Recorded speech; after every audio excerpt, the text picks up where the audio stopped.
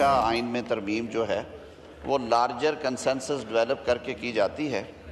हमारे अपोजिशन के बैठे हुए दोस्तों को भी जमीयत उलमा इस्लाम के सरबराह मौलाना फजलुर रहमान साहब ने ऑन बोर्ड रखा और आप सब के इल्म में है कि उनके कहने पे हमने आइनी अदालत के क़याम की बजाय आइनी बेंचेस के क़याम पे इत्तफ़ाक़ किया और फिर वो तरमीम पास हुई। उसके अलावा कुछ और तरामीम भी थी उसी में, जिसमें जुडिशल कमीशन की जो हैयत थी उसे तब्दील किया गया और जो पार्लियामान का शुरू से ये फ़ैसला था कि जो जजेस अपॉइंटमेंट है वो दुनिया भर में एक लार्जर कोलिजियम करता है, जिसमें जुडिशरी के लोग भी होते हैं, एग्जेक्टिव भी होती है और लेजिस्लेचर भी होनी चाहिए। यही 18वीं तरमीम का असल मफहूम और मकसद था। बार कैफ उसे हमने 19वीं तरमीम के ज़रिए कुछ वजूहात की बिना पे तब्दील कर दिया और पार्लिमानी कमेटी को हमने इंट्रोड्यूस करवा दिया। फिर उस पार्लिमानी कमेटी में 4 अपोजिशन और 4 हुकूमती अरकान बैठते थे। आपने देखा तारीख़ में क्या क्या होता रहा। जब 8 के 8 अरकान ने भी किसी फ़ैसले को मुस्तरद या तब्दील किया जुडिशल कमीशन के, तो उसको भी हवा में उड़ा दिया गया। एक सिंगल जज साहब हाई कोर्ट में बैठ के उस फैसले को, पार्लिमान के मुतफ़िका फ़ैसले को वो तब्दील करते रहे। अफगानिस्तान को समझना होगा कि कालेदम TTP की हिमायत से अमन हासिल नहीं होगा। पाकिस्तान ने भी कई बार अमन दुश्मन कार्रवाइयों का सामना किया। हमारी मुसल्लह फ़ौज ने बेहतरीन पेशा वराना कारकर्दगी से दुश्मन के अज़ाइम नाकाम बनाए। वज़ीर आज़म शहबाज शरीफ बैनुल पार्लिमानी स्पीकर्स कॉन्फ्रेंस से इफ्तिताही खिताब कर रहे थे। इस्लामाबाद में जारी 2 रोज़ा कॉन्फ्रेंस में आज़रबाईजान, उज़्बेकिस्तान, कीनिया, फ़लस्तीन, मराकेश, रवांडा, लाइबेरिया, बारबाडोस और नेपाल के पार्लिमानी वफूद कॉन्फ्रेंस में शरीक हैं। कॉन्फ्रेंस का मकसद आलमी अमन व तरक्की और बैनुल अक़वामी पार्लिमानी रवाबित के फ़रोग़ को मजबूत बनाना है।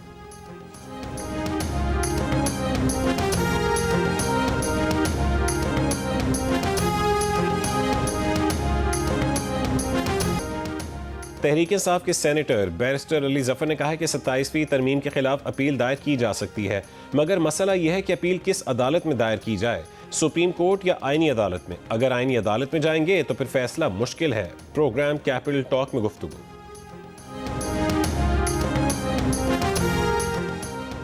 वज़ीर आज़म के मुशीर राना सनाउल्लाह ने कहा है कि 27वीं तरमीम पर भी PTI से डायलॉग की कोशिश की। PTI का मसला यह है कि वो बैठने को तैयार ही नहीं। जियो पाकिस्तान में गुफ्तगू करते हुए कहा है कि आनी तरमीम पर इत्तेहादियों से रहनुमाई भी ली और इस बुनियाद पर कुछ तब्दीलियाँ भी की। तालीम, सेहत, हेल्थ, आबादी, बल्दियात से मुतालिक इत्तफाक़ी राय नहीं हो सका। लोकल बॉडी पर कोशिश की गई कि इस मरतबा कुछ न कुछ पेशरफ्त हो। बुनियादी और अवामी अहमियत के हामिल इन मसाइल पर बातचीत का आगाज़ हो चुका। जैसे जैसे इत्तफाक़ राय होता रहेगा इनमें तरमीम होती रहेंगी।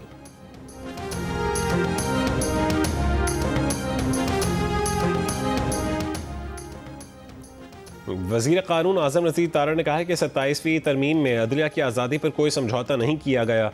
वज़ीर आज़म पर क़तगन है कि आइनी अदालत के जजेस सुप्रीम कोर्ट से ही लेंगे।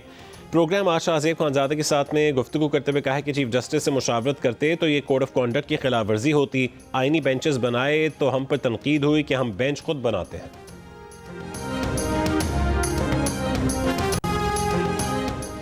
सुप्रीम कोर्ट अक्सर ताकतवर के साथ खड़ी रही, अवाम के साथ नहीं। जुल्फ़िकार अली भुट्टो की अदालती फांसी अदलिया का नाकाबिल मुआफ़ी जुर्म था। बेनज़ीर भुट्टो, नवाज शरीफ, मरियम नवाज के खिलाफ कार्रवाइयाँ भी एक ही सिलसिले की कड़ियाँ हैं। सुप्रीम कोर्ट के जज जस्टिस अतर मिनल्लाह का चीफ जस्टिस को ख़त में अदलिया की तरफ से एतराफ़। कहा बानी PTI के साथ होने वाला सलूक इसी जबर के तसलसल का हिस्सा है। बैरूनी मुदाखलत अब कोई राज नहीं, एक खुली हकीकत है। जो जज सच बोलता है वो इंतकाम का निशाना बनता है।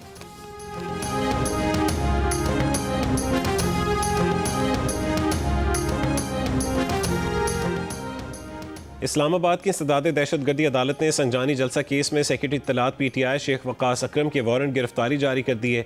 उमर अयूब और जरताज गोल का पासपोर्ट ब्लॉक करने का हुक्म। मजीद समाअत 3 दिसंबर को होगी।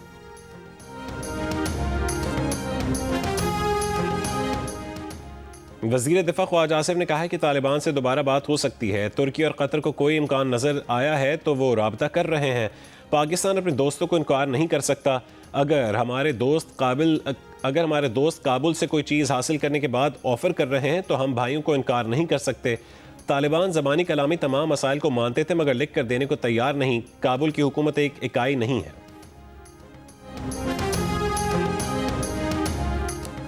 जनूबी वजीरिस्तान के कैरेट कॉलेज वाना पर भारतीय सरपरस्ती में सरगर्म फितना अल खवारिज के दहशत गर्दों का बुज़दिलाना हमला। ISPR के मुताबिक 2 खवारिज को हलाक किया गया। हमलावरों ने प्रीमियर सिक्योरिटी तोड़ने की कोशिश में नाकामी के बाद बारूद से भरी गाड़ी कॉलेज के मेन गेट से टकरा दी। ISPR का कहना है कि पाकिस्तान दहशत गर्दों और अफगानिस्तान में मौजूद उनकी क़यादत के खिलाफ जवाब का हक महफूज रखता है।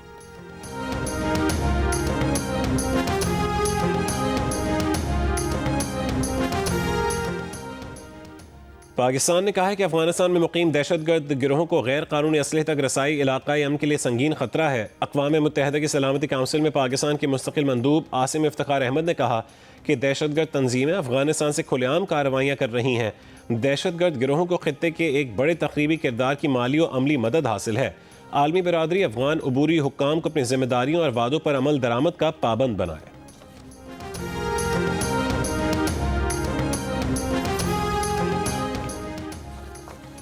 Army chief field marshal Syed Asim Munir की Pakistan army rifle association central meet की इख्तितामी तकरीब में शिरकत।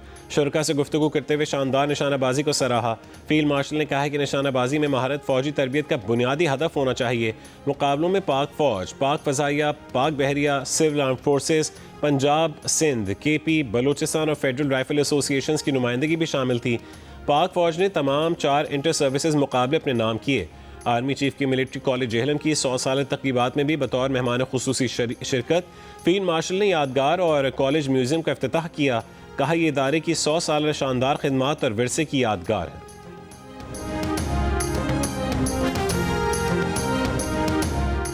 वफाकी वज़ीर दाखिला मोहसिन नकवी का इस्लामाबाद में मागला रोड पर शाहीन चौक अंडरपास प्रोजेक्ट का दौरा, तामीराती कामों की रफ्तार और मयार का मुआयना किया। कहा कि तामीराती काम बर वक्त और आला मयार के साथ मुकम्मल किया जाए। मंसूबे की तकमील से मागला रोड पर सफ़र करने वालों को ट्रैफिक जाम से निजात मिलेगी।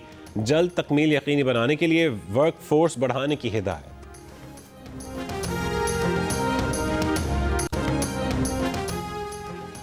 भारत की रियासत बिहार में असेंबली इंतखाबात के दूसरे और आखिरी मरहले में 122 नशिस्तों पर वोटिंग जारी।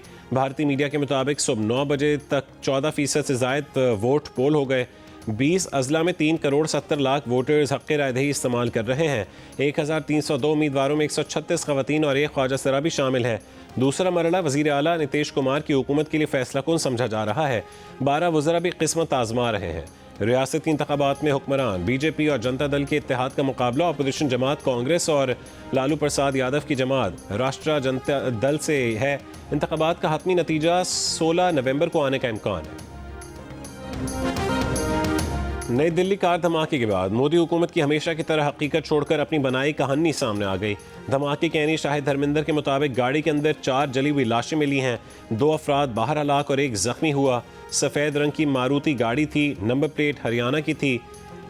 धर्मेंद्र का कहना है कि गाड़ी मारुति थी मगर अमित शाह और गोदी मीडिया उसे हुंडई करार दे रहे हैं। गवाह का कहना है कि गाड़ी के मालिक का नाम नदीम था। रॉट रोल उसे सलमान बना रहे हैं जबकि गोदी मीडिया उसे तारिक बता रहा है।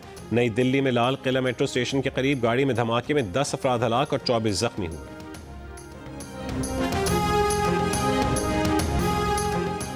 कांग्रेस पार्टी के MLA HD रागनाथ ने मोदी हुकूमत पर दिल्ली कार धमाके की तहकीकात से मुतालिक सवालात उठा दिए। कहा कि धमाके की जगह पर वज़ीर दाखिला का दौरा गैर मामूली बात है। वज़ीर दाखिला को रूटीन CNG कार धमाके की जगह या जख्मियों की अयादत के लिए अस्पतालों का दौरा करते ऐसे पहले कभी नहीं देखा। धमाका खेज मवाद की मौजूदगी के इम्कानात का कहा जा रहा है तो उस सूरत में इंटेलिजेंस और तहकीकाती हुक्काम को तो इलाके को फ़ौरन सील कर देना चाहिए था, लेकिन लोग वहाँ चल फिर रहे हैं। कुछ सहाफ़ी धमाके में तबाह होने वाली गाड़ी के मलबे को भी छू रहे हैं। रागनाथ ने कहा कि दिल्ली में CCTV की वसी निगरानी है मगर कई घंटों बाद भी कार से मुतालिक मालूमात जारी नहीं की गई।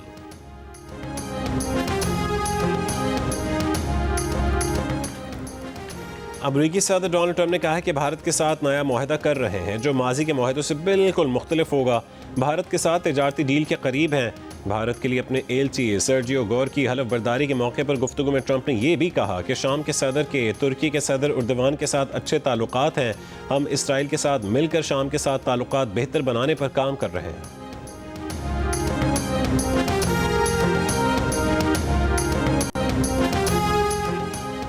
6 साल बाद पाकिस्तान और श्रीलंका के दरमियान वनडे सीरीज का इनकाद। दोनों टीमों के दरमियान 3 मैचों की सीरीज का पहला वनडे आज रावलपिंडी क्रिकेट स्टेडियम में खेला जाएगा।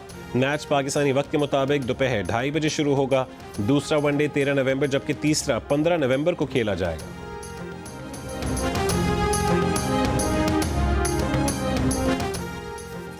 मुस्लिम लीग नून के सेनेटर इरफान सिद्दीकी इंतकाल कर गए। नमाज जनाजा आज दोपहर 4 बजे अदा की जाएगी। तदफीन H11 कब्रिस्तान इस्लामाबाद में होगी। इरफान सिद्दीकी सेनेट में मुस्लिम लीग नून के पार्लिमानी लीडर थे। उनका शुमार सदर मुस्लिम लीग नून नवाज शरीफ के काबिल एतमाद साथियों में होता था। सदर जरदारी, वज़ीर आज़म शहबाज शरीफ, चेयरमैन सेनेट, वज़ीर दाखिला, गवर्नर और वज़ीर आला पंजाब, गवर्नर वज़ीर आला सिंध और वज़ीर आला बलूचिस्तान समेत दीगर रहनुमाओं का इरफान सिद्दीकी के इंतकाल पर इजहार अफसोस।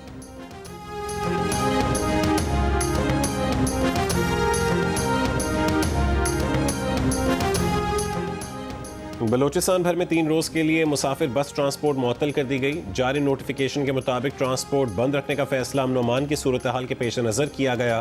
पूरे सूबे में 12 से 14 नवंबर तक तमाम बस ट्रांसपोर्ट्स बंद रहेंगी।